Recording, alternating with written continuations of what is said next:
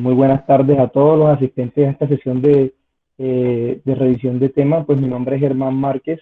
fellow de nefrología de la Universidad Pontificia Bolivariana en convenio con la Universidad de Antioquia. Y mi docente responsable es el doctor John Freddy Nieto, especialista en medicina interna y nefrología, magíster en salud y profesor del Departamento de Medicina Interna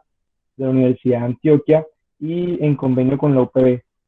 Pedimos permiso previamente para poder grabar y no hubo objeción. Entonces, el tema que vamos a tratar en el día de hoy es inhibidores de calcineurina. Entonces, como hemos venido hablando en los seminarios anteriores, pues sabemos que el trasplante de riñón es el tratamiento de elección para la mayoría de los pacientes con enfermedad renal en etapa terminal, obviamente por todo lo que hemos mencionado anteriormente, ya que esto impacta en sobrevida, en calidad de vida, en reducción de costos de atención y además de eso, pues el trasplante siempre va a ser la mejor opción en nuestros pacientes si lo comparamos de pronto con aquellos pacientes que están en diálisis versus aquellos pacientes que están en lista de espera, tienen, digamos, más mortalidad con respecto a los pacientes que se trasplantan. En la actualidad, pues la tasa de supervivencia de los pacientes a un año, digamos, los pacientes, la tasa de supervivencia es del 94% posterior al trasplante. Y si hablamos, pues, de la tasa de sobrevida del injerto, viene siendo 82%, o sea, es una gran sobrevida y todo esto, pues, obviamente, por el advenimiento de las nuevas terapias inmunosupresoras, sobre todo el mantenimiento, y como veremos en el seminario, pues, sobre todo cuando iniciamos ya lo que es cuando se descubrieron los medicamentos inhibidores de la calcineurina, que esto pues ayudaron a que el trasplante no fuera un procedimiento experimental, sino que fuera un procedimiento seguro y que además de eso previniera pues con mayor efectividad rechazo. Entonces vemos que los inhibidores de la calcineurina pues se descubrieron en 1971 y en 1983 estos fármacos fueron aprobados para la prevención de rechazo en órganos trasplantados. Tenemos entonces que la ciclosporina es uno de los representantes de estos inhibidores de calcineurinas y el otro representante vendría siendo el tacrólimo en su presentación pues comercial, que es el Prograf, que fue la molécula original. Este se descubrió en 1980 y a partir de 1989 fue utilizado para la prevención de rechazo, inicialmente en el trasplante de hígado y posteriormente su uso se generalizó rápidamente para trasplantes de otros órganos, pues en nuestro caso el que nos compete, que es el trasplante renal. Entonces vemos que hoy en día la mayoría de los pacientes que se tratan con terapias inmunosupresoras combinan principalmente un inhibidor de la calcineurina, sea ya ciclosporina o tacrolido. Además de eso, combinan o se utilizan los medicamentos antimetabolitos, principalmente lo que es el micofenolato, ya sea mofetilo o sódico, y están siempre acompañados de un glucocorticoide. Y aunque el uso pues, de los inmunosupresores se basa inicialmente en lo que es los medicamentos inhibidores de calcineurina, esto pues principalmente la razón por la cual pues nos basamos en este tratamiento, en esta tripaterapia, es porque se ha mejorado pues la supervivencia del paciente y además de eso se ha mejorado la supervivencia del injerto y hemos tratado de minimizar los efectos adversos cuando se utilizaban pues otro tipo de terapias que no llevan pues la combinación de los inhibidores de calcineurina o cuando se utilizaban terapias altas de glucocorticoides, como mencionamos en seminarios anteriores, por todos los efectos metabólicos que estos pueden producir. Ahora, hay que tener en cuenta que lo más complejo del manejo del paciente con inhibidores de la calcineurina es poder diferenciar entre las concentraciones que ejercen un efecto terapéutico adecuado y las concentraciones que tienen ya un efecto adverso, ya que estos niveles, o digamos, este rango es muy pequeño.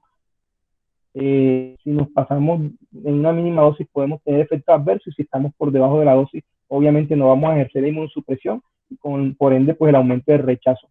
Además de eso pues otros efectos adversos que podemos encontrar en estos pacientes que utilizan inhibidores de la calcineurina, sobre todo cuando están por encima de los rangos objetivos, es que pueden producir nefrotoxicidad y además de eso pueden aumentar el riesgo de aparición de diabetes posterior al trasplante, o como lo conocemos como NODA, y todo esto por el impacto que tienen a nivel de metabolismo de la insulina, sobre todo en la producción de insulina a nivel pancreático. Entonces, tener en cuenta esto, que son rangos muy estrechos, por ende debemos monitorizarlos y como podemos ver más adelante en el seminario, estos rangos van a variar de paciente a paciente, o sea, no es que tengamos una dosis, digamos, estándar para cada paciente, ya que cada paciente puede tener diferentes tasas de absorción, de diferentes, pues, metabolismo, perdón, diferentes medicamentos que de pronto pueden aumentar el metabolismo o la eliminación. Hay que tener en cuenta todo esto al momento de nosotros plantearnos usar un inhibidor de calcinorina, ya sea ciclosporina o tacrolimus. Ahora, como estrategia, pues, para poder mantenernos en el rango de seguridad y poder optimizar las dosis para cada paciente, tenemos, y poder, pues, obviamente, tener un efecto terapéutico y una dosis óptima, lo que recomiendan, pues, todo es la monitorización del fármaco, y hay diferentes formas de hacerlo, y poder, entonces, adaptar las dosis a los pacientes dependiendo, pues, cómo se distribuye este medicamento, digamos, en cada paciente, y eso también nos ayuda a limitar el tiempo digamos, el tiempo fuera de la dosis de estos pacientes para poder minimizar los efectos adversos y así también poder plantear estrategias que puedan tener, digamos, poder tener al paciente en el rango óptimo para la inmunosupresión y obviamente no quedarnos cortos en esta y además de eso poder tener entonces, digamos, menos efectos adversos. Ahora también tengamos en cuenta que a pesar de que pues utilizan, digamos, mediciones de estos medicamentos para poder ver el área por debajo de la curva o la concentración que estos mantienen a nivel plasmático, estas estrategias pues no tienen siempre un valor predictivo y por lo cual pues las estrategias, digamos, aunque se utilizan mucho, no por ellas pues vamos a garantizar que ese medicamento tenga en los rangos óptimos. Bueno, como digamos, antes de hablar, digamos, de los mecanismos de acción de los inhibidores de la calcinuria, lo primero que vamos a hacer es recordar cómo se da entonces el reconocimiento del TSR y obviamente pues hablar siempre de modelo de las tres señales, ya esto lo hemos tratado en anteriores seminarios, pero digamos que va a ser un poco más fácil ahora que ya lo hemos visto en varias ocasiones para poder ver dónde es que actúan los inhibidores de la calcinuria y todos los efectos que van a producirse al nosotros bloquear la calcinuria. Para esto recordemos que la respuesta inmune pues involucra tanto los linfocitos vírgenes como los linfocitos de memoria y al momento digamos que nosotros implantamos un órgano, en este caso pues el riñón, las células dendríticas del donante o del injerto y las células las células dendríticas del injerto y el donante pues viajan hasta los órganos linfáticos y ahí se da digamos la interacción en lo que es las células dendríticas, el péptido que puede ser propio del receptor o propio del donante y el reconocimiento del TCR. Allí, pues obviamente, al hacer digamos, la unión de estos tres factores, es donde nosotros podemos hablar que se dio la señal 1 o de reconocimiento 1, como vemos acá. Entonces tenemos acá la primera señal, la señal 1, que es las células dendríticas o las células presentadoras de antígenos del donante o del injerto, con el péptido, como hemos mencionado anteriormente, que puede ser propio o puede ser del órgano trasplantado, se da la interacción con el TCR, entonces tenemos la señal 1. Además de la señal 1, pues para que se dé la activación y la proliferación celular, las células dendríticas deben también expresar coestimuladores, como vemos acá, que es el CD80 y el CD86, en la superficie de estas células, que se deben acoplar obviamente al CD28 de las células T para poder así potenciar el efecto y así poder lograr lo que es la transcripción de los genes, que en última, pues, el gen NAFT, AP1 y el factor de necrosis tubular, que lo que van a hacer es que se dé la transcripción de interleuquina 2 y además de eso, pues la transcripción además de eso, pues producir lo que es la proliferación de esas células ya que antes era virgen y ahora va a ser especializada. Entonces, como dije, la interleuquina 2 y la interleuquina 15 que también se producen en esta unión son los que van a entregar las señales de crecimiento, como vemos acá, y vendría siendo la señal 3, esta a través de la vía de lo que es la vía de la fosfatidilinositol 3 quinasa, que viene siendo esta, y la vía de la diana de la molécula de la rapamicina, que viene siendo la mTOR, son las que inician el ciclo celular y obviamente pues estimulan la proliferación de esta célula que ya ha sido especializada en el reconocimiento de este antígeno y obviamente pues el sistema mayor de histocompatibilidad del órgano trasplantado para así poder entonces producir todo lo que es la respuesta inmunológica. Entonces, vemos que lo importante acá en esta gráfica es que en esta vía, que es la vía de las calcinurinas, que son las que van a estar, digamos, involucradas en lo que es la producción de los genes de NFAT, es donde va a actuar los inhibidores de la calcinurina. Entonces, además de eso, pues en esta gráfica podemos ver, como hemos mostrado anteriormente, que otros medicamentos como los antimetabolitos, como la atropina, actúan a nivel del ciclo celular. Vemos entonces el sirolimus que actúa a nivel de los enteros, pero básicamente nos vamos a centrar entonces en lo que es la ciclosporina y el tacrolimus. Y en esta imagen vamos entonces, en este esquema va a ser un poco más profundo pues el papel de la ciclosporina y la calcinurina, que también involucra para poder hacer la inhibición de la transcripción del NFAT. Entonces, vemos que, como expliqué anteriormente, tras el reconocimiento del TCR, como vemos acá, a través de de una familia, pues, o un grupo de enzimas que vendrían siendo las proteínas tirosina sinasa, que hacen parte lo que es la proteína SAT70, la proteína SCR y la proteína ICK. Estas lo que hacen es fosforilar una isoforma de la fosfolipasa C, como vemos acá, esa isoforma viene siendo la alfa, la fosforilan, y esto, cuando se fosforila, va a catalizar la hidrólisis de fosfatidilinositol, que vendría siendo este que se encuentra a nivel de la membrana celular, produciendo dos compuestos, que uno va a ser entonces el diacilglicerol, que viene siendo este, y el otro compuesto va a ser entonces el trifosfato inositol, que viene siendo este que está acá. Entonces se forma el diacilglicerol y el trifosfato inositol. Entonces, como vamos a ver, el diacilglicerol y el trifosfato inositol activan pues varias vías de transcripción de señales. Inicialmente pues voy a mostrarles las vías del diacilglicerol, en la cual pues, regula los miembros de la familia de las proteínas quinasa C, que vendría siendo esta PKC, y lo cual va a permitir que por medio de fosforilación del RAS active la vía de las maquinasas, como vemos acá, y esta activación de la vía de maquinasa lo último que va a hacer pues es activar el gen, como vemos acá, el gen de los genes FOS y YUM, lo cual como resultado va a tener el ensamble de lo que es la transcripción. Acá no lo vemos de un factor de crecimiento que viene siendo el AP1, acá no lo vamos a mostrar, pero el factor de crecimiento AP1 y la vía del el trifosfato inositol, que viene siendo este, lo que va a producir es un incremento rápido del calcio a nivel citosólico. Esto lo hace al unirse al receptor de calcio activado por ligando, al receptor de calcio activado por ligando, y estimular la liberación de depósitos de calcio que se encuentran en la membrana celular. Este calcio libre que se ha aumentado por la activación de los receptores de ligando pues, de calcio, este calcio libre a nivel del citosol va a actuar como un segundo mensajero al unirse a lo que es la calmodulina, y estos complejos calcio-calmodulina activan las enzimas que incluyen pues obviamente la calcinurina, como vemos acá, y una vez pues se da esta unión, esta activación de la calcinurina, que es una fosfatasa pues sedintreonina, lo que va a hacer es que va a activar, o digamos, lo que va a hacer es que se dé se forme el complejo ciclosporina, y lo que va a hacer es que ese NFAT se active para poder entonces llevar a la transcripción. Entonces vemos, como lo vemos en el esquema, la ciclosporina se une con afinidad alta a lo que es la proteína ubicada a nivel de la ciclofilina o llamada ciclofilina. Esta como tal no se une exactamente a la ciclosporina no se une a la calcinurina, sino que se une a la proteína ciclofilina, y esta unión de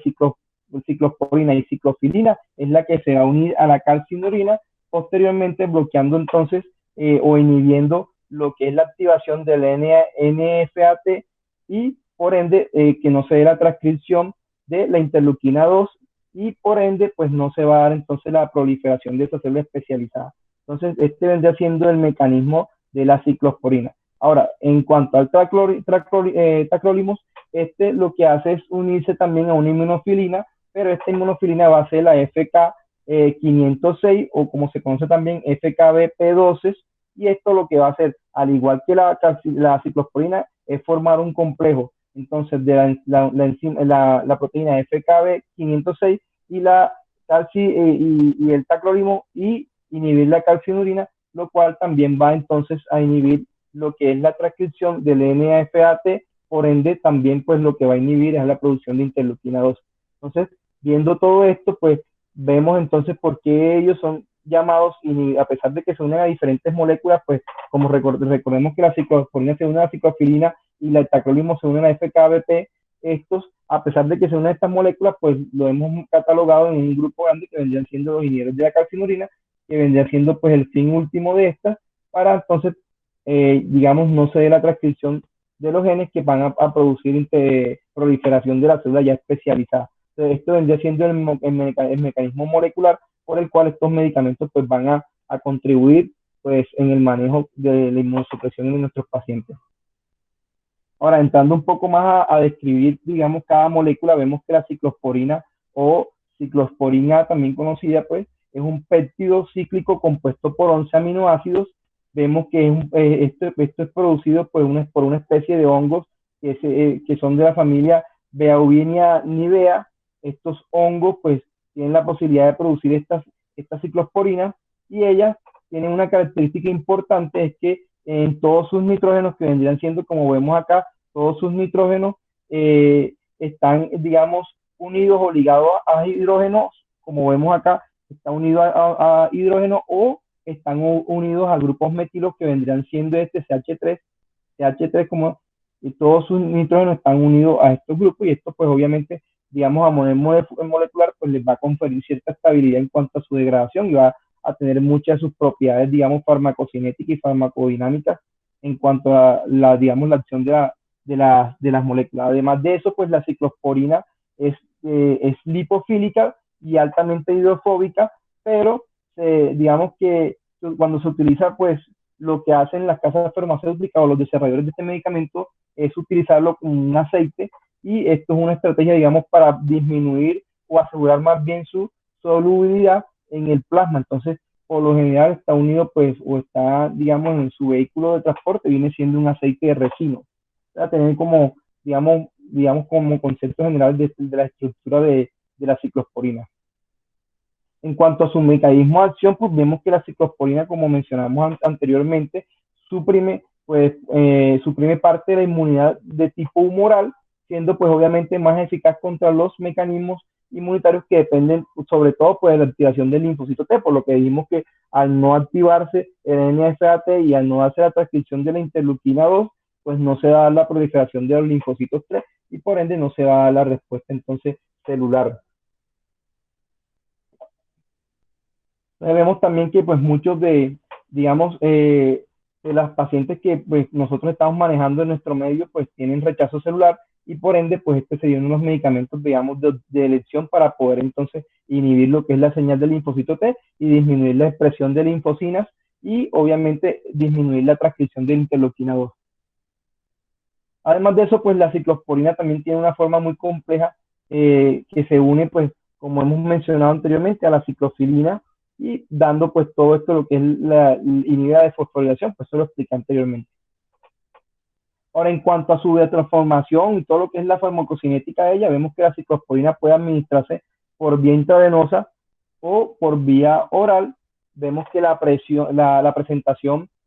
para su uso venoso, que vendría siendo entonces la Sandimune, se comercializa de forma, pues, en solución, pues, como lo expliqué anteriormente, en aceite para poder garantizar su solubilidad, y por lo que hay que diluirla, pues, en una solución, lo que he encontrado que recomiendan en cloruro, o también puede ser diluida en dextrosa antes de la inyección. Nosotros, digamos, que no lo utilizamos vía endovenosa, sino que lo utilizamos, digamos, de forma oral, pero eso lo voy a explicar un poco más adelante. Ahora, en cuanto a su absorción por vía oral, ella pues digamos es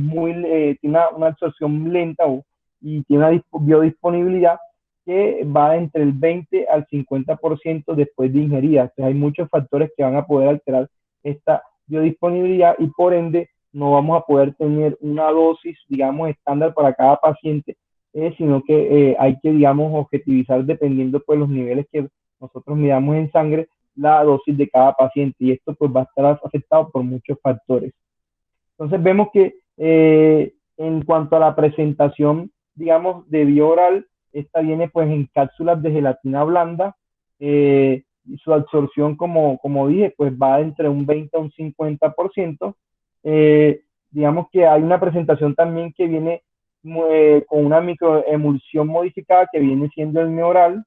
para mejorar, digamos, la absorción a nivel gastrointestinal y poder estabilizar un poco más la absorción y, digamos, las dosis de estos pacientes.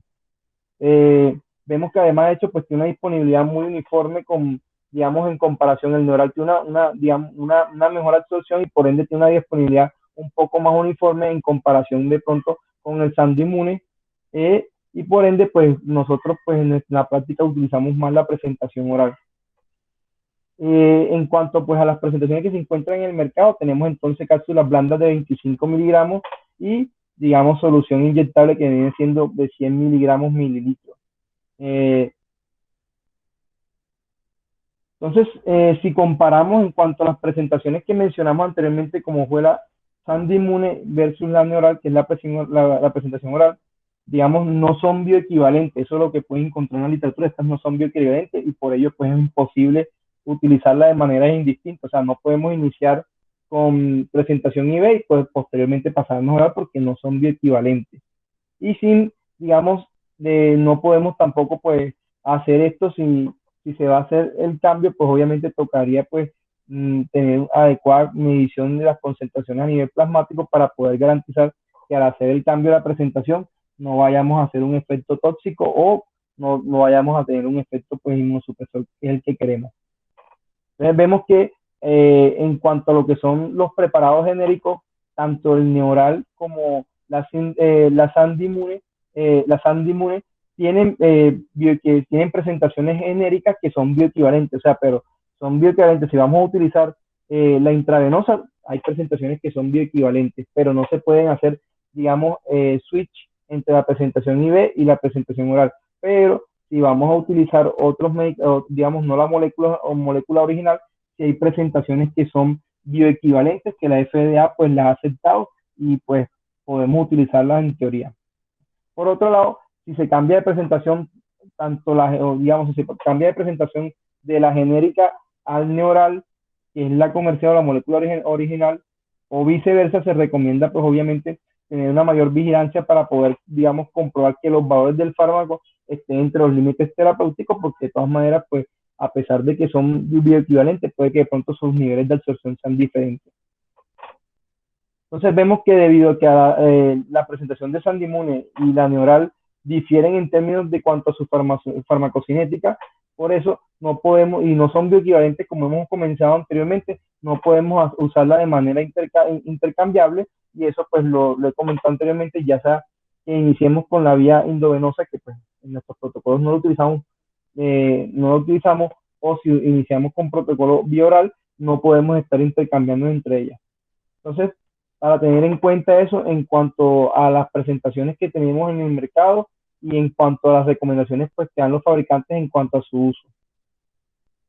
Ahora, como les dije anteriormente, para poder individualizar, o sea, lo ideal es que individualicemos las dosis, ya que pues por los diferentes, digamos, mecanismos de acción y absorción de cada paciente, pues van a tener, no vamos a poder ajustar una sola dosis para todos los pacientes. Entonces, lo ideal es hacer una monitorización de los niveles del calcinurínico y para esto podemos disponer de técnicas como son la radioinmunovaloración o la valoración por cromatografía líquida de alta ejecución, que son, digamos, los mecanismos o, digamos, los estándares que nosotros manejamos para poder hacer la medición de las concentraciones. Ahora, para la realización de esta, se deben tomar la muestra antes de la dosis del calcinurínico y a eso pues lo llamamos C0, que es lo que recomienda medir la dosis en una hora antes de la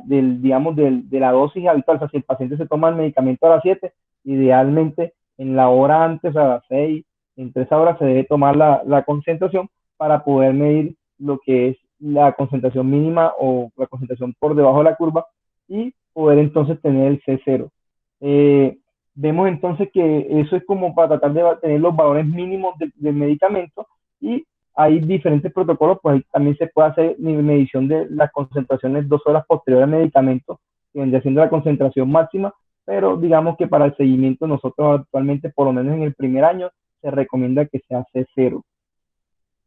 Digamos, como le dije, pues la idea es poder medir las concentraciones mínimas para poder garantizar que estemos en el rango o el espectro de acción, que es el rango, digamos, un rango estrecho, para poder minimizar los efectos adversos. Ahora, hay algunos estudios que han demostrado pues, que se puede correlacionar el C2 o el nivel C2, que vendría siendo, como les dije, la concentración 2 horas después de la administración, pero nosotros en la práctica lo hacemos por lo menos el primer año, que sea C0, ya que pues C2 podemos medirlo después del año y digamos que todavía no se ha llegado pues, a un consenso en cuanto a cuál sería mejor, si medir C0 o C2, por lo menos después del primer año. Pero lo que sí sabemos es que C0 en el primer año se relaciona más con eventos adversos cuando estamos fuera de rango o con, digamos, efectos inmunosupresores más bajos cuando estamos por debajo de rango óptimo. Ahora, tengamos en cuenta que hay factores que también pueden, digamos, alterar la medición, o alterar la absorción de estos medicamentos, y vemos que pues estos factores pueden ser muy intrínsecos de cada paciente, como vemos que hay pacientes que tienen de pronto absorción gastrointestinal lenta, como vendrían siendo los pacientes diabéticos, o además de eso, pues también pueden ver que hay pacientes que, digamos, que absorben con mucha rapidez el medicamento, y esto todo es lo que pues, como lo he explicado anteriormente, lo que motiva que tengamos que hacer medición de los niveles para poder garantizar que estemos en rango.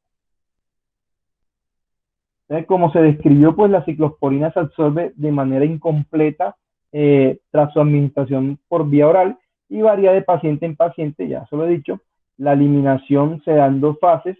Eh, en 2 fases, como vimos, pues tiene una vida media, una semivida media de 5 a 18 horas, y digamos que si lo hacemos pues digamos por goteo intravenoso, esa eliminación viene siendo más o menos de 5 a 7 mililitros minuto kilogramos por peso, y si lo hacemos, digamos, esto pues en pacientes con trasplante renal. Obviamente, si tenemos un paciente que tenga un trasplante hepático, esa eliminación va a ser un poco menos, un poco mayor, y por ende, pues tampoco se puede equiparar las dosis en pacientes que tienen trasplante hepático o trasplante renal, ya que su eliminación pues, puede estar influenciada, digamos, por lo que es la eliminación renal. Y es por esto que esta variabilidad, digamos, que hace que nuestros pacientes tengamos que tenerlo con un estricto seguimiento y una estricta vigilancia individual para poder garantizar que tengamos sus niveles óptimos. Entonces vemos que una vez ingerida, pues, la ciclosporina, y estamos hablando, pues, obviamente, de la molécula original que vendría siendo el oral, transcurrido 1.5 a 2 horas, esta se absorbe para alcanzar unas concentraciones máximas, y por ende, pues, si nosotros pues vamos a basarnos en el protocolo C2, esperamos las 2 horas posteriores para poder hacer la medición. Y vemos que hay ciertos medicamentos o ciertos alimentos que pueden, digamos, retrasar la absorción o eliminar, digamos, disminuir su absorción. Vemos que hay alimentos como los alimentos ricos en grasas. Se han hecho estudios en los cuales se ha visto que estos medicamentos pueden tener hasta un 13%, digamos, de retraso en la absorción, o un 13% por debajo del área bajo la curva, o sea, las concentraciones mínimas que nosotros tenemos que garantizar de estos medicamentos, si estos pacientes pues tienen dietas muy altas en carbohidratos y en grasa. Entonces, tener en cuenta esto para explicárselo a nuestros pacientes. Y además de eso, digamos que las concentraciones también, estamos hablando de la concentración máxima, pueden afectarse hasta un 33% con las dietas ricas en grasa. Entonces, estos son factores que van a interferir en cuanto a la obtención de las dosis óptimas, y por ende hay que tenerlos en cuenta para poder explicarle a nuestros pacientes qué dietas van a seguir si vamos a utilizar este tipo de medicamentos. Entonces vemos que la ciclosporina, una vez que se administra, tiene una amplia distribución en todos los tejidos o en los diferentes compartimentos. Vemos que después de la administración por vía intravenosa, pues nosotros no, digamos, no la usamos habitualmente, pero cuando se administra por vía intravenosa, cuando, digamos, en los países donde se tiene, digamos, la presentación, esta tiene un estado más estable y una distribución que llega de más o menos 3 a 5 litros por kilogramo en pacientes que son trasplantados por trasplantes pues, de órganos sólidos, principalmente pues, renal. Ahora, como les mencioné anteriormente, pues, les insinué, pues la ciclosporina tiene solo un 0 a 1%, digamos, de excreción sin cambios por la vía urinaria y por ende, en estos pacientes, pues que van a tener trasplantes renales, como la tasa de filtración, digamos, va a ser mucho más baja que, digamos, si lo comparamos con pacientes que tienen trasplante hepático, digamos que la eliminación va a ser mucho menor, pues obviamente si comparamos con riñones nativos. En cuanto a su metabolismo, vemos que se metaboliza a nivel hepático por la citocromo P450 y en un grado pues menor pues en el tubo digestivo y como dije a nivel renal. Por ende, pues los pacientes que tienen trasplante hepático, digamos que van a tener también alteraciones en cuanto al metabolismo de esta y van a tener, digamos, disminución en cuanto a los niveles van a ser diferentes si los comparamos con los pacientes que tienen trasplante renal. Tenemos que en cuanto a la excreción, como hemos hablado, pues su metabolismo, cuando se excretan principalmente, se excretan principalmente por la bilis y además de eso tiene un promedio más o menos del 6% de eliminación a nivel de la orina y puede también transmitirse o traspasar o eliminarse a través de leche materna. También en presencia, digamos, de disfunción hepática, pues se necesita ajustar las dosis por lo que hemos dicho que el metabolismo a nivel hepático y en caso de diálisis, pues obviamente también por el tema de que el paciente pues tiene menor eliminación a nivel renal, pues obviamente también hay que ajustar las dosis. Digamos, entre las indicaciones clínicas para el uso de ciclosporina está pues el trasplante de órganos sólidos, como sabemos pues riñones, hígado, corazón, también se pueden utilizar en artritis reumatoidea, pues digamos que fue uno de los primeros usos que se les dio fue en artritis reumatoidea y también en psoriasis. Recordemos pues que que la ciclosporina se considera de los primeros agentes que abrió pues digamos las puertas a la época actual de lo que es el trasplante. Vemos que una vez se introdujo esta, pues se garantizó el éxito del trasplante y las dosis pues de la ciclosporina son variables, obviamente, como lo dije anteriormente, según el órgano trasplantado, ya que estas pues son, digamos, utilizadas tanto en trasplantes de órganos sólidos como hepáticos y trasplantes pues, de riñones. Digamos que casi nunca se administran pues eh, dosis antes del trasplante porque estas tienen riesgo de neurotoxicidad, entonces por lo general se utilizan dosis posterior al trasplante.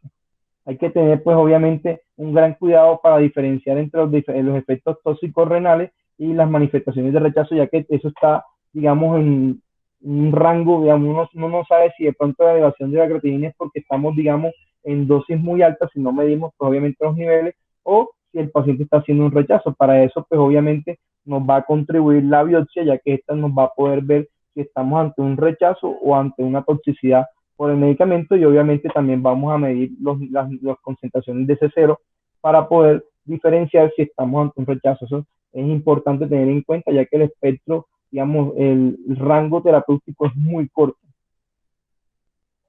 Además de eso, pues, como les mencioné anteriormente, pues hay una presentación intravenosa, pues vemos que esa presentación intravenosa, pues, digamos, cuando se utilizaba con mayor frecuencia, se veía que habían digamos, eventos adversos, digamos, en comparación con las dosis orales más, hasta se presentaban más eventos adversos en los pacientes que recibían la presentación intravenosa versus la oral, y eso, pues, digamos, que también ha contribuido que hoy por hoy se utilice de pronto más la vía oral, a pesar de pronto que la absorción se ve, digamos, un poco menos estable que la presentación IV. Entonces vemos que las dosis estándar de ciclosporina se pueden definir como dosis necesarias para alcanzar lo que es la concentración C0. O sea, las dosis van a ser las que necesita el paciente para alcanzar las concentraciones C0, que vendrán siendo entre, digamos, los primeros 6 meses a un año, vendrán siendo entre 150 y 300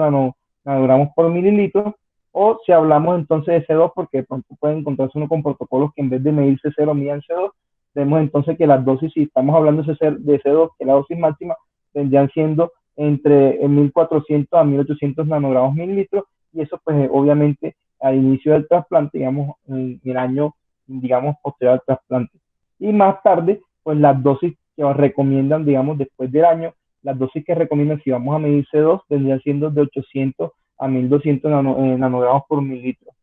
Ahora, las dosis, pues obviamente más bajas se han utilizado pues en algunos estudios, digamos, recientes y de C0, por ejemplo, pues tenemos dosis como de 50 a 100 nanogramos mililitros, pero digamos que en nuestro protocolo, digamos, lo que se utilizan son dosis, niveles de C0 que estén entre 100 y entre 100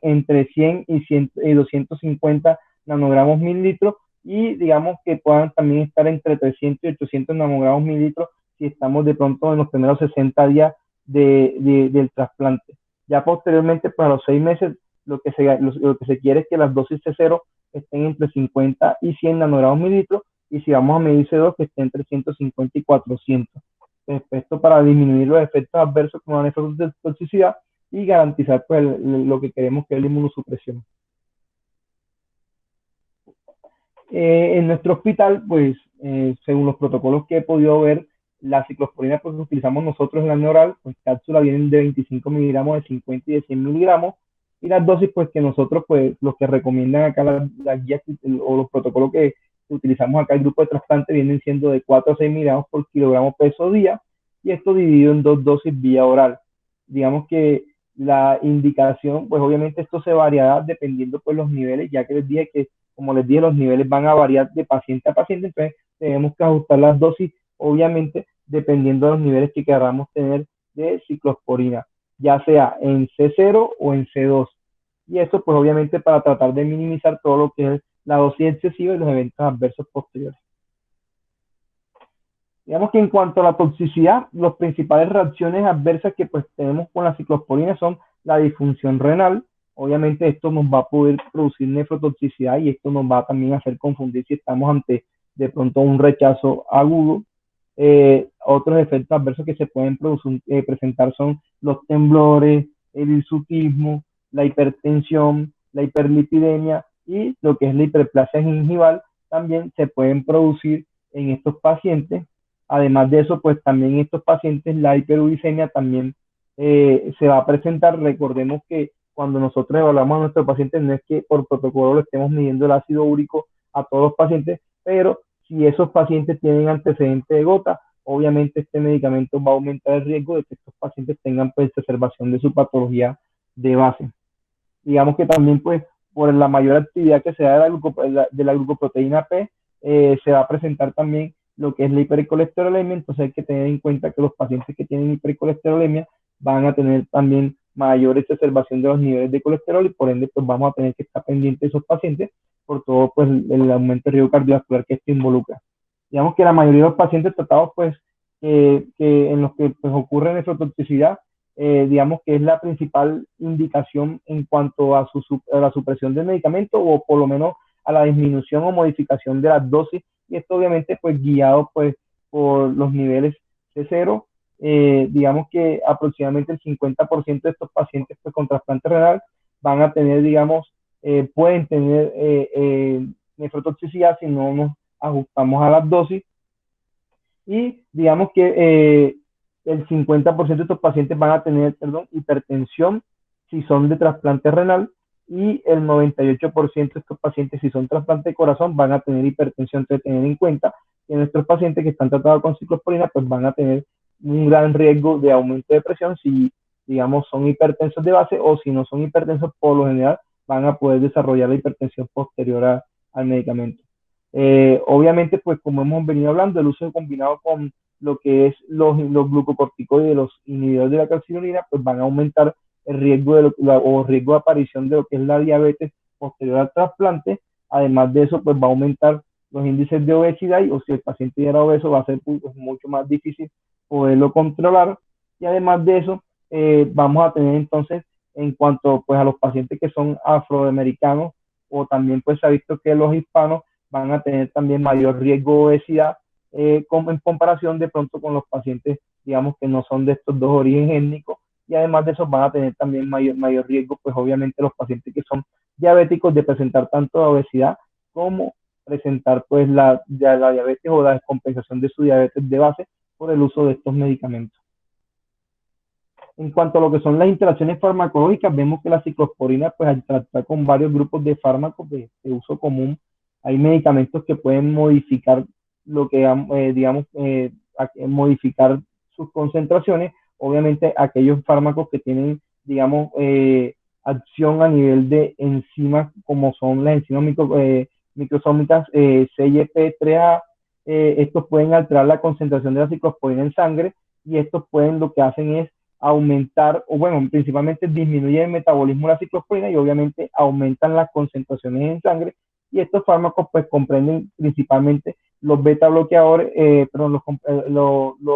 los bloqueadores de canal de calcio como el verapamilo o la nicardipina. Estos medicamentos pueden, como disminuyen la dosis, el metabolismo del medicamento, aumentan las dosis plasmáticas y por ende pues en estos pacientes hay que tener cuidado porque podemos hacer nefrotoxicidad si estamos usando ciclosporina junto con algunos de estos medicamentos. Así también tenemos los antimicóticos como el fluconazol y el cetoconazol, además de esos antibióticos como la eritromicina, los glucocorticoides per se, como la metilprednisona, pueden aumentar las dosis, las concentraciones a nivel sanguíneo. Además tenemos también inhibidores de la proteasa, obviamente pues como los pacientes que utilizan pues, medicamentos para VIH como el indinavir, y otros fármacos como el allopurinol y la metoclopramida que pueden también aumentar las concentraciones. Ahora, aquellos fármacos que son agonistas, obviamente, de la CYP3A, lo que hacen es que aumentan el metabolismo de la ciclosporina y por ende bajan las dosis. Entonces tenemos antibióticos como son la amalcirina y la rifampicina que pueden disminuir las dosis a nivel plasmático, y los anticonvulsivantes como el fenobarbital y la fenilidantodina que pueden entonces tener, digamos, tenemos que tener cierto control en estos pacientes porque lo que van a hacer es que se disminuyan las dosis a nivel plasmático y que no estemos haciendo pues inmunosupresión en esos pacientes adecuadas. Entonces, como mencioné anteriormente, pues ya hablando de lo que es el tacrolimus, la molécula original vendría siendo el Prograf, que fue la que primero se creó. Entonces, vemos entonces que este es un antibiótico macrólido, o sea, cuando se creó era un antibiótico macrólido o hace parte pues de la familia de los macrólidos, es producido por la Streptomyces succumbens. Esta fue descubierta en 1987, ahí fue un error, fue en 1987. Digamos, es muy similar a la ciclosporina. Obviamente, pues esta lo que hace es inhibir la vía de la calcitonina, solo que en vez de unirse a lo que es la ciclosporina, ella se une a la proteína FK506 y esta lo que hace, pues obviamente, es que no se dé la transcripción, como explicamos anteriormente, no se dé la transcripción de la interleuquina 12 al inhibir, digamos, la producción, la transcripción del NFAT. Entonces, pues esto lo que hace, pues es disminuir la proliferación o de la célula ya especializada o del linfocito T ya maduro. En cuanto a su presentación, vemos que el tacrolimus, pues la molécula original viene en cápsulas que son de 0.5, pueden también venir de 1 a 5 miligramos, y estas pues obviamente pueden venir en soluciones también de 5 miligramos mililitros para en solución inyectable. Nosotros acá pues no utilizamos sino en las presentaciones orales. Digamos que al igual que la ciclosporina, pues ciclosporina, perdón, las variaciones en cuanto a su farmacocinética van de sujeto a sujeto. O sea, esto también tiene, digamos, no tiene una farmacodinámica estable, por ende, pues también tenemos que medir los niveles para poder garantizar dosis óptimas y evitar los efectos adversos. Vemos que ella tiene un comportamiento un poco, digamos, más estable en cuanto, si lo comparamos con la ciclosporina, es un poco más estable en sangre y a nivel plasmático también. Este fármaco, a diferencia, pues como vimos de la ciclosporina, el valor C0 se correlaciona mejor con los efectos adversos. O sea, digamos que si nos hacemos comparaciones entre la ciclosporina y el tacrolimus, en cuanto a la medición de C0, los pacientes que tienen C0 por encima de meta en los que reciben tacrolimus se correlaciona más con eventos adversos que de pronto pacientes que usan ciclosporina y están por encima de C0. Tener en cuenta, y por eso de pronto digamos que en la tendencia es a utilizarlo un poco más con respecto de pronto a la ciclosporina. Ahora, las concentraciones que recomiendan en muchos centros son de 200 a 400 nanogramos mililitros, digamos, en la etapa preoperatoria temprana, y ya posterior a 3 meses lo que recomiendan es que sus concentraciones de cero estén por lo menos de 100 a 200 nanogramos mililitros posterior al trasplante. En cuanto a la absorción gastrointestinal, pues es completa, digamos, varía al igual que la ciclosporina con los alimentos que pues pueden disminuir la absorción, es que, digamos, alimentos ricos en grasa también disminuyen la absorción de la ciclosporina. Esta se une a proteínas plasmáticas de un 75 a un 90%, sobre todo lo que es la albúmina y a lo que son las glucoproteínas ácidas. El metabolismo de esta también se da a nivel de hepático y está dado por la CYP3A, al igual que la ciclosporina, y esta pues obviamente a nivel hepático microsomal, y tiene una semivida más o menos de unas 12 horas, por lo cual pues obviamente algunos de sus metabolitos todavía quedan activos en comparación con la ciclosporina, que tiene una vida media un poco más corta. La mayor excreción de este fármaco y de sus metabolismos y sus metabolitos se da por ese, y solo un 1% del tacrolimus, o menor de 1%, se da por excreción a nivel renal sin modificaciones por la orina. Digamos que entre las explicaciones terapéuticas, pues el tacrolimus está indicado pues para impedir rechazo agudo en órganos sólidos, principalmente, como lo vimos inicialmente, pues a nivel hepático, y posteriormente se extendió pues su uso a los otros trasplantes. La dosis inicial recomendada viene siendo más en solución inyectable, pues nosotros no utilizamos, pero vale la pena tener en cuenta la dosis, viene siendo de 0.03 a 0.05 miligramos kilogramo día, y las dosis digamos, para presentación oral viene siendo de 0.15 a 0.2 kilogramos día para trasplante renal. Digamos que para pacientes que han recibido trasplante renal, estas son las dosis, pero para los pacientes que vienen recibiendo un trasplante hepático, las dosis varían un poco, vienen siendo de 0.01 a 0.15 miligramos kilogramo día para los pacientes con trasplante hepático. Esas dosis se dan fraccionadas cada 12 horas, y los niveles en sangre pues que uno busca pues principalmente son, o que se encuentra, digamos, entre los límites, vendrían siendo de 5 a 15 nanogramos mililitros. En cuanto a la toxicidad, pues el uso de tacrolimus se acompaña obviamente, pues así como la ciclosporina, también pueden producir nefrotoxicidad y también puede producir neurotoxicidad. Digamos que los efectos neurotóxicos que más se encuentran vienen siendo los temblores, la cefalea, alteraciones motoras y convulsiones. Digamos que esos son los efectos de neurotoxicidad que uno puede encontrar. Y a nivel gastrointestinal, este medicamento también puede tener alteraciones a nivel gastrointestinal, como diarrea, vómito. Además de eso, al igual que la ciclosporina, también puede producir hipertensión, como la hipertensión, y además de eso también puede producir hiperpotasemia, hiperglucemia, y aumentar el riesgo de lo que es la aparición de diabetes posterior al trasplante. Entonces vimos que, como ocurre con la ciclosporina, también tiene un efecto nefrotóxico, que es un factor, digamos, que limita un poco el uso en estos medicamentos y que obliga pues a ajustar las dosis y a tener estricto control de sus concentraciones plasmáticas. También vemos que como tiene un efecto negativo a nivel de los islotes pancreáticos, pues esto pues aumenta, digamos, la resistencia a la insulina, pues digamos que interfiere con el control de la glucemia, y pues obviamente aumenta el riesgo de lo que es la diabetes posterior al trasplante. Entonces vemos que son muchos efectos adversos que hay que tener en cuenta. Hay otros efectos adversos, como son la aparición de neoplasia, igual como sucede con otros inmunosupresores, pues surge con, digamos, digamos, si hay infecciones oportunistas, vemos que por lo menos con este EMBAR, estos medicamentos pueden producir aumento de lo que son la incidencia de neoplasias. Debe tener especial cuidado pues con estos pacientes que tengan alguna coinfección que pueda de pronto estar relacionada con apariciones de neoplasia o apariciones neoplásicas. En cuanto a lo que es la interacción farmacológica, vemos que la administración pues simultánea con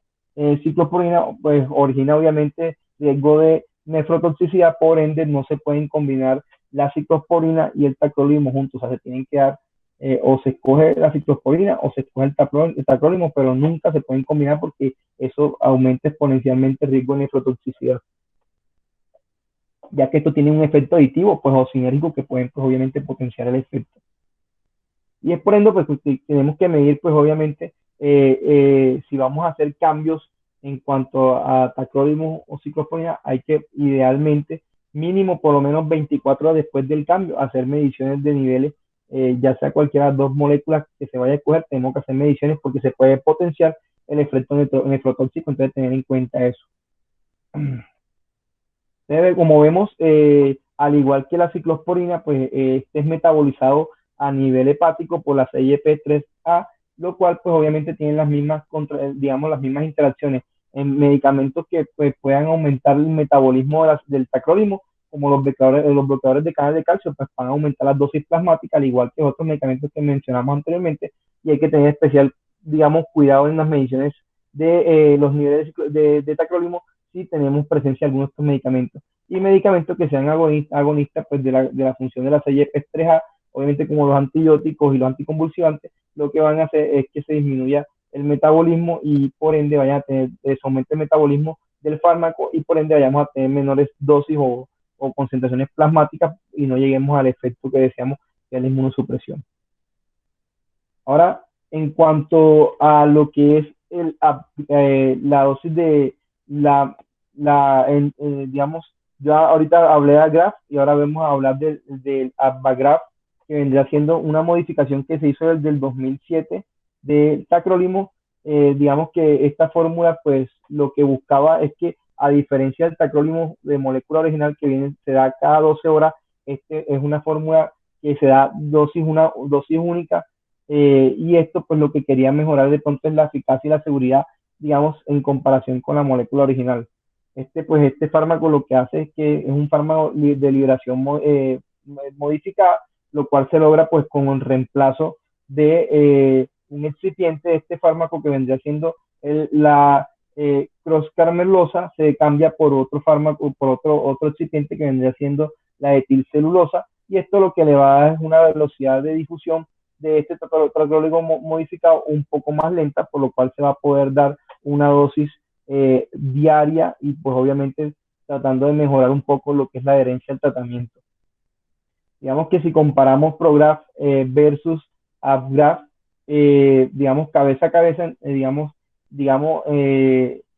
no tienen, digamos, si nos ponemos a comparar lo que es área por debajo de la curva, concentración mínima, la vida media, digamos, son muy similares. Lo que sí es que la concentración máxima se ve reducida y se correlaciona un poco mejor en la fórmula, digamos, con la molécula de liberación prolongada o la de una sola vez al día versus la fórmula original que vendría siendo 2 veces al día, o sea que las concentraciones máximas están un poco más reducidas versus, digamos, la molécula original que se da 2 veces al día. Entonces vemos que también lo que es el tacrolimus que se da 2 veces al día, en cuanto a su farmacocinética, se obtienen pues obviamente que se ve alterada después de un desayuno pues rico en grasas, como hemos visto, estos inhibidores de calcinurina se ven mucho, la absorción a nivel intestinal se ve alterada digamos, si se combina con alimentos ricos en grasa, y podemos tener en cuenta que eso disminuye un 25% las dosis. Eso en comparación, esta es la molécula original que es el K12, y si vemos de pronto la concentración ya en lo que es la molécula pues de liberación prolongada o una vez al día, esas concentraciones se pueden, digamos, modificar tanto de como un 17% como un 50%. Entonces, tener en cuenta esto porque esto nos va a variar mucho en cuanto a las concentraciones óptimas, y por ende tenemos que tener estricto control en la monitorización de los niveles de tacrolimus, sea en la presentación original o sea en la presentación modificada con liberación prolongada. De tener en cuenta esto. Digamos que, como hemos venido hablando, si comparamos la molécula original con la molécula de liberación prolongada, digamos que la reducción pues del área del área debajo de la curva, o sea, la concentración por debajo de la curva va a estar disminuida, digamos, en un 30% del día 1 en comparación con la molécula original. O sea, la molécula de liberación prolongada va a tener del día 1 hasta un 30%, pues, digamos, disminuida el área de concentración por debajo de la curva, o sea, digamos, la concentración mínima. Y esto, pues, obviamente, va a tener que hacer que nosotros de pronto aumentemos las dosis si la comparamos con la que se da 2 veces al día. Entonces, digamos que las dosis las dosis iniciales de esta molécula son de 0.2 miligramos por kilogramo día, y esta se ajusta para poder llegar, digamos, en el día 1 a 14 a concentraciones de 10 a 20 nanogramos mililitros, y lo que son el día 5 al día 15, tener entonces concentraciones, perdón, de 5 a 15 en el día 15 hasta las 6 semanas nanogramos por mililitro. Digamos que si vemos que las concentraciones mínimas en tanto a la presentación original como a la liberación prolongada, el día 4 era muy similar, o sea, no había ninguna variación en cuanto a las concentraciones por debajo, en el área debajo de la curva. Por ende, pues esto nos da cierta seguridad, pues, digamos, poder utilizar ya sea el de liberación prolongada o el de liberación, el de la molécula original, que sea 2 veces al día, dependiendo pues la disponibilidad que tengamos nosotros en nuestro centro. Vemos que las dosis que se utilizan de la molécula original acá en el hospital vienen siendo entonces dosis de, según, digamos, bueno, esto según su disponibilidad, dosis de 0.5, perdón, las dosis son de entre 2 a 10 miligramos día en promedio, y según los niveles que queremos, pues que vienen siendo entre 5 a 8 nanogramos, y si es por peso, las dosis vendrían siendo de 0.01 a 0.02 miligramos kilogramo día. Y esto pues obviamente tenemos también tener en cuenta pues de acuerdo a la inducción que estemos utilizando. Digamos que las dosis más altas de este medicamento se tratan de evitar, porque esto lo que va a hacer es pues aumentar el riesgo de nefropatía, la incidencia de becavirus, infecciones como citomegalovirus a nivel sistémico, y la aparición de, digamos, de neoplasia. Entonces, obviamente, pues como hemos explicado anteriormente, pues el rango terapéutico es un rango muy estrecho, y lo que no queremos es que nos pasemos de rango terapéutico y que podamos tener todas las complicaciones que pueden presentarse por el uso de estos medicamentos. Bueno, espero que les haya gustado la charla. Espero comentarios, dudas.